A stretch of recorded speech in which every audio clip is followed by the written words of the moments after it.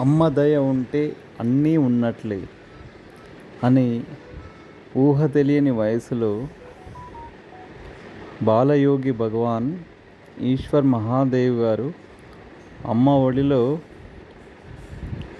సాధనలో నిమగ్నమై దాదాపు 18 సంవత్సరాలు కఠోరమైన తపస్సు చేసి ఈరోజు పరశుశిఖర్ ఈశ్వర క్షేత్ర మహాపీఠంలో సిద్ధధాత్రి అమ్మవారి ఆలయ నిర్మాణం కోసం ముగ్గు వేయడం జరిగింది.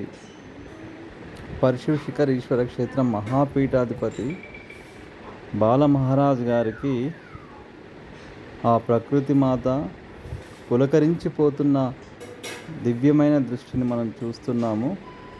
ఈరోజు ముగ్గు పూజ చేయడం జరిగింది. భూమాత ఆనందంతో ఆశీర్వదిస్తున్నటువంటి దృశ్యాలను తిలకిస్తున్న ప్రతి ఒక్క భక్తుడు ధన్యుడే. జై పరశుశిఖర్ ఈశ్వర క్షేత్ర మహాదేవ్కి జై. గురుదేవ్ బాల మహారాజ్ కి జై.